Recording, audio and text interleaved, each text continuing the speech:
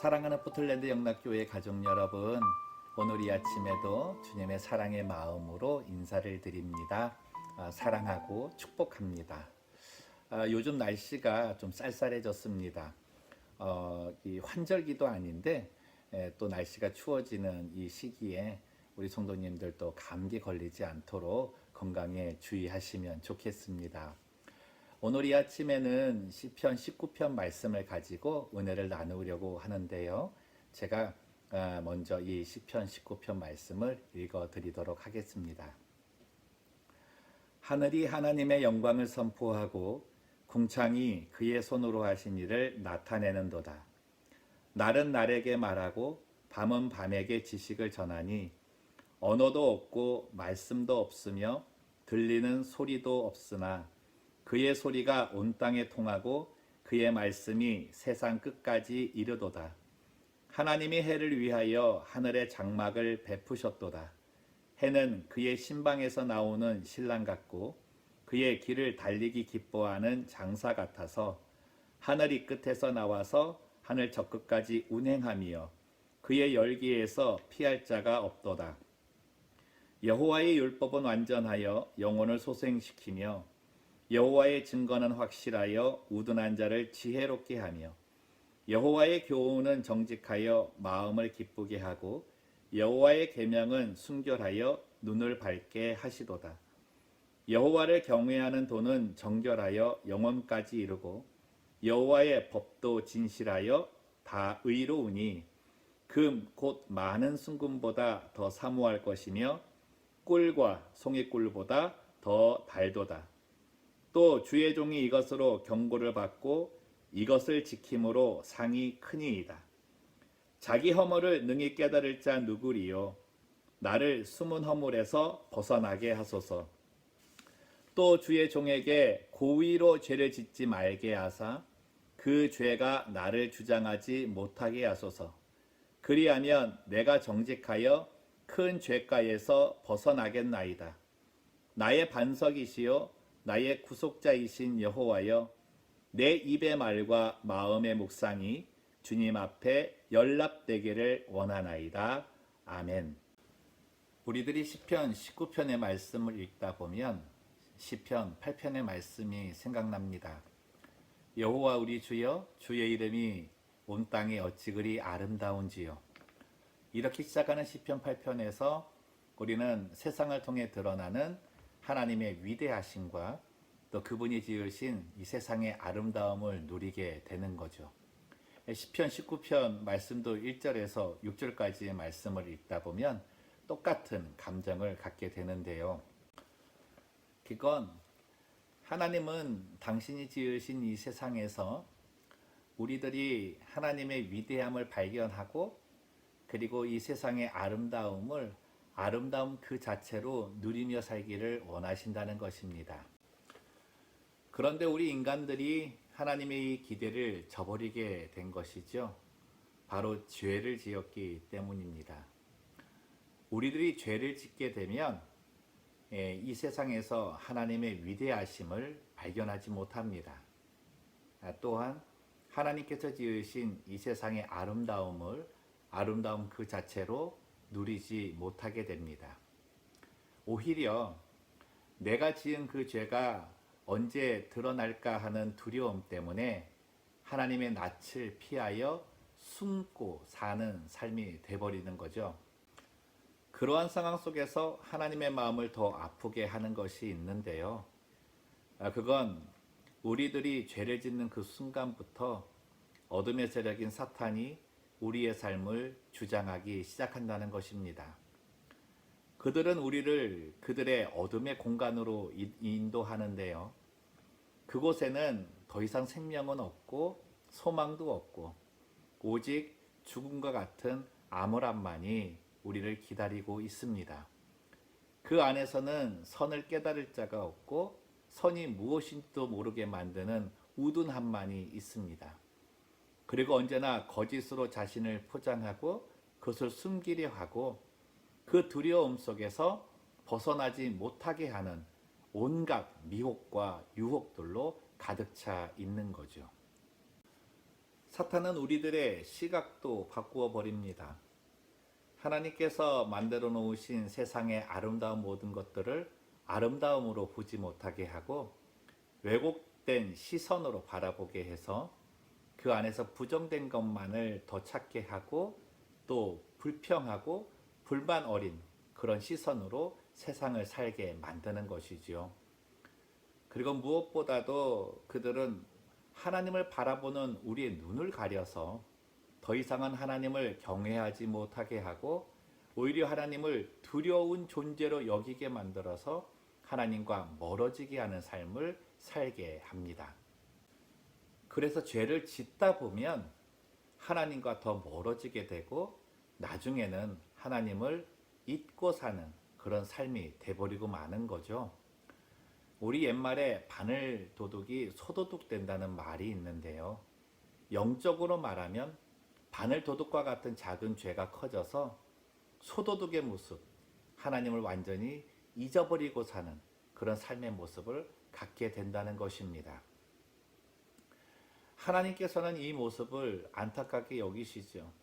그래서 바라시는 것이 무엇입니까? 죄에 대한 형벌을 받아야 하지만 그 형벌보다 더 큰 하나님의 사랑의 품으로 돌아오기를 원한다는 것입니다. 부모는 자녀들이 바르고 정직하게 자라기를 원합니다. 어떻게 보면 그 삶이 완전한 삶이겠죠. 그러나 그러한 마음 한편에는 내 자녀가 이러한 삶을 완벽하게 살지 못할 것이라고 하는 그런 마음도 가지고 있다는 거죠. 그래서 언제든지 자녀들은 실수할 수 있는 존재로 여기고 그 실수를 인정하며 돌아올 때를 기다리고 그들의 실수를 받아들일 수 있는 그 준비를 다 하고 계신다는 것입니다. 하나님도 마찬가지죠. 우리 인간들이 언제나 죄의 유혹과 세상의 미혹 앞에서 쓰러지고 넘어질 수 있는 연약한 존재임을 알고 계십니다. 그래서 하나님은 우리들이 죄를 지었을 때 그 죄의 자리에서 더 이상 괴로워하지 말고 하나님께로 바로 돌아오기를 원하고 계시는 거죠. 언제나 우리를 받아주시기에 준비하고 계시고 기다리시는 그 하나님은 우리의 삶에 더욱더 유익이 되는 그 방법을 가지고 계시고 그 길을 열어주시기 위해 우리를 대신하여 일하고 계시는 분이십니다. 때로 우리는 부모님들께 잘못을 고백하면 듣기 싫은 쓴소리 들을 때도 있고 또 그에 합당한 벌을 받을 때가 있어서 그 고백을 주저하게 될 때가 많은데요. 우리들이 정말 깨달아야 될 것은 우리들이 듣게 되는 그 쓴소리의 순간 그리고 그에 합당한 벌을 받게 되는 그 시간의 무게가 우리들의 죄를 지어서 그 죄가 드러날까 두려워하고 그 속에서 괴로워하는 죄책감의 그 무게와 그 시간보다는 가볍고 짧다는 것입니다. 하나님께서 바라시는 삶이 이런 삶이 아닐까요? 오늘 본문 말씀에는 하나님께서 하시는 쓴소리, 하나님께서 하시는 그 깨닫게 하시는 그 상황 자체가 우리가 주저해야 될 그런 상황이 아니라 오히려 그것을 바라고 소망하고 오히려 그것을 듣기 위해 애써야 한다고 가르쳐 주고 있습니다. 이유는 그것이 우리의 삶에 더 유익이 되기 때문이죠. 7절에서 10절까지의 말씀이 그 부분을 잘 드러내 주고 있는데요. 하나님께서 주시는 그 말씀 저희가 한번 7절부터 보도록 하겠습니다. 우리를 깨닫게 하시는 하나님의 율법은 완전해서 죽음과 같았던 그 상황 속에 있었던 우리의 영혼을 소성시키신다 말씀하시고 여호와의 그 말씀은 확실해서 선을 깨닫지 못했던 우리로 이제 선을 행할 수 있는 지혜로운 자가 되게 하신다고 하십니다. 그리고 여호와의 교훈은 정직해서 더 이상 거짓이 없는 삶으로 우리의 마음을 기쁘게 하신다 하고요. 여호와의 말씀은 순결해서 우리의 눈을 밝혀 세상의 아름다움을 왜곡됨이 없이 보게 하시고 무엇보다 하나님을 경외하는 시선을 갖게 하신다는 거죠. 여호와를 경외하는 도는 정결해서 영원까지 이르고 여호와의 법도 진실하여 다 의롭다 합니다. 저는 무엇보다 하나님께서 하시는 이 쓴소리, 하나님께서 깨닫게 하시는 그 상황이 이 10절 말씀과 같은 우리의 인생을 주기 때문에 참 감사하다 묵상했는데요. 금 곧 많은 순금보다 더 사모할 것이며 꿀과 송이꿀보다 더 달도다. 우리 인생에 단맛을 준다는 겁니다. 쓴맛만을 느끼던 우리의 인생이 단맛을 느끼는 인생이 됐을 때 우리는 살맛 난다 그러지 않습니까?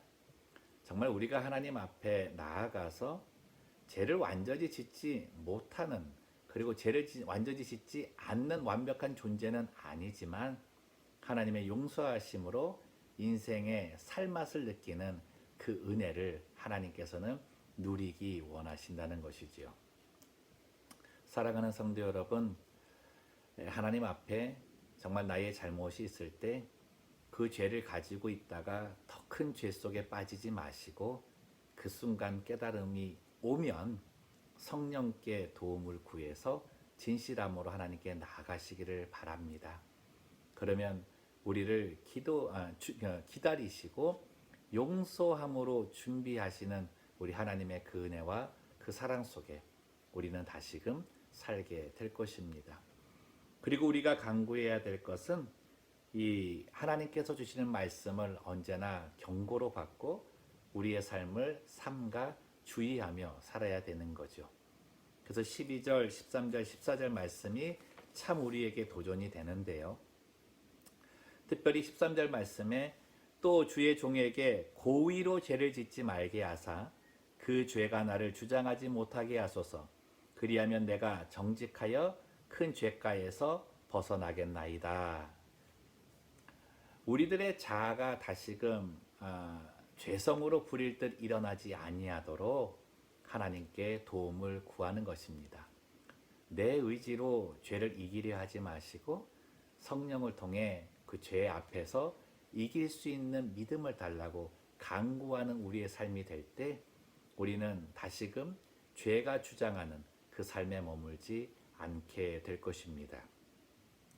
하나님께서는 죄를 짓고 괴로워하는 우리의 삶을 너무나 싫어하셨기 때문에 그의 사랑하는 아들 예수 그리스도를 이 땅에 보내어 십자가에 달려 죽게 하셨고 3일 만에 부활케 하시는 구속의 사건을 일으키셨습니다. 그 사건이 지금 나의 삶의 역사로 나타나고 또 그 삶을 적용하며 살기 원하시는 거죠. 우리가 하나님께로 돌아가는 그 순간 우리는 하나님께서 아들을 보내신 그 사랑을 이루어 드리는 그 모습을 보여드리는 것입니다. 사랑하는 성도 여러분, 오늘 한날 이렇게 사시면서 하나님께 정말 범죄한 것이 있다면, 마음의 죄책감을 가지고 있는 것이 있으시다면 우리 성령님께 기도해서 하나님께로 돌아가는 그런 시간이 되었으면 좋겠습니다. 그래서 하나님께서 정말 바라시는 행복한 삶, 하나님이 지으신 이 세상에서 하나님을 바라볼 수 있는 눈을 가지고 세상의 아름다움을 아름다움으로 바라보는 그러한 시선을 갖는 성도들 다 되시기를 주님의 이름으로 축원합니다. 기도하겠습니다. 살아계신 하나님 아버지, 언제나 우리는 하나님 앞에서 죄를 지을 수밖에 없는 연약한 존재임을 고백합니다. 그러면서도 내가 죄를 짓는 것을 숨기고자 또 다른 죄를 짓게 되고 죄의 수렁에 더 깊이 빠짐을 통해 하나님을 두려워하는 뿐만 아니라 이제는 하나님을 잊어버리고 사는 그 삶의 걸음까지도 걸어가는 그런 우둔한 자임도 고백합니다. 오늘 주의 말씀을 우리의 마음속에 진실되게 받기를 원합니다. 참된 교훈으로 받기를 원합니다.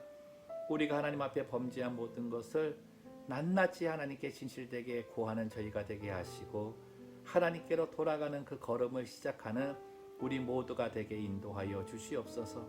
성령께서 우리의 마음을 감동시켜서 하나님을 두려워하는 마음으로 가는 것이 아니라 하나님께서 우리의 삶에 행복을 주시고자 돌이켜 오기를 원하시는 사랑의 하나님을 바라보며 나아가는 그러한 우리의 삶이 되게 인도하여 주시옵소서. 특별히 우리는 언제나 하나님께 회개하고도 또다시 그 죄를 짓는 우둔함에 빠질 때가 있습니다.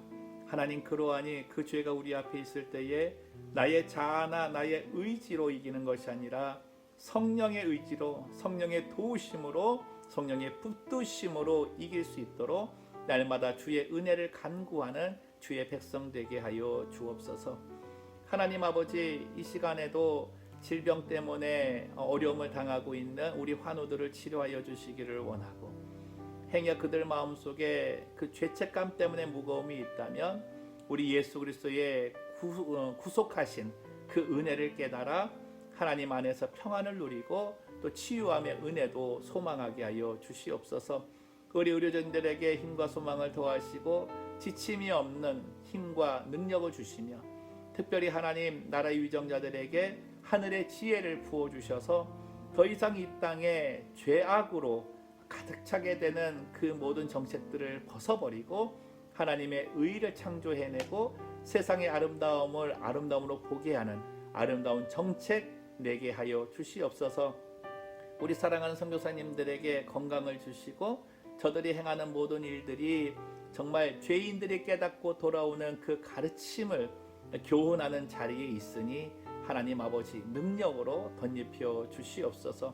우리 포틀랜드 영락교회 모든 성도들이 이 기간에 더 강건하게 하여 주시옵시고 삶의 모든 자리에서 그 삶을 정직하고 그 삶 안에서 하나님을 경외하고 세상의 아름다움을 아름다움으로 살아내는 행복한 삶이 될 수 있도록 주께서 붙들어 주옵소서.